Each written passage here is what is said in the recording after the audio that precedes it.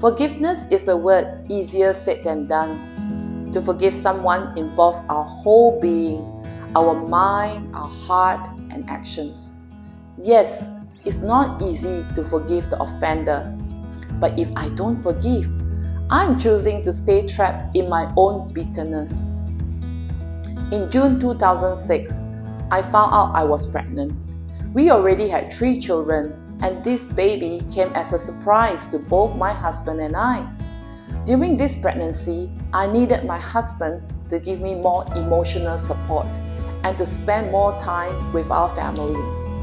Instead, he was in denial and immersed himself in his work and church ministry. So much so that he would come home exhausted most of the time. That left him with little or no energy for me and the kids. I began to resent him. I could not give him my support for his work. Facing him daily became an ordeal. It was so painful. The pain was so unbearable. I wanted a way out. Divorce? I loved God too much to break his heart. Then one day, I decided to become a widow. Lord, since my husband is emotionally dead towards me, I might as well consider myself a widow. Surely a dead person can't hurt me anymore. This might put an end to my pain. So in my mind, I was thinking how to treat him as if he was dead, so I would not have any expectation on him at all.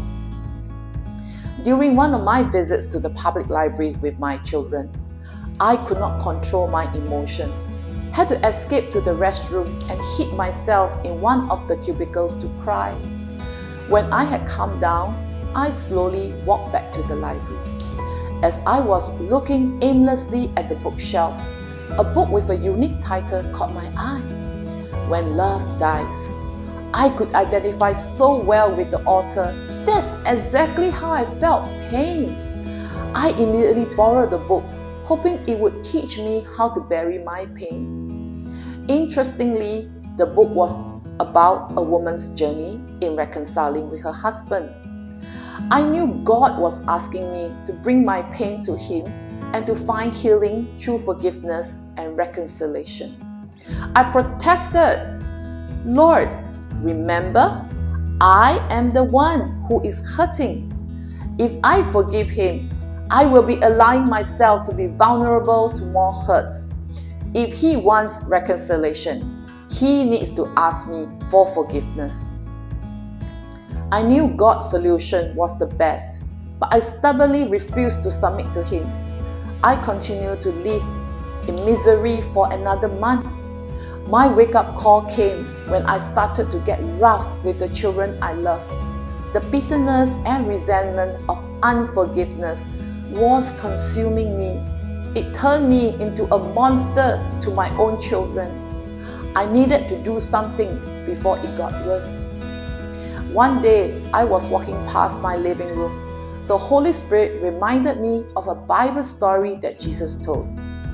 The story is about a greatly indebted slave who received forgiveness from the king. But he did not forgive another fellow slave who owed him little. My King Jesus said to me, I cancel all that debt of yours. Shouldn't you have had mercy on your fellow servant, that is my husband, just as I had on you? I knew God wanted me to cancel my husband's debts. After my children went to bed, late in the night, I prayed, Lord, I can't understand your ways fully, but I know you love me and you have my best interests at heart. Unforgiveness can't stop me from being hurt. Rather, it traps me in my own misery. I want to obey you from now on. Lord, I forgive my husband. Heal my wounded heart. I release my unmet needs to you.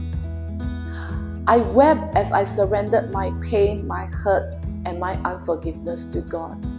At once, I felt a relief, for now my caring God has taken my burden. Gradually, I began to see hope in my marriage and experience a renewed relationship with my husband. Even though we still have our conflicts and differences, we choose to allow God to help us and heal our hurts. With our own strength, we are not able to forgive until you experience God's forgiveness. If you would like to experience God's love and forgiveness, go to our description below this video for more information.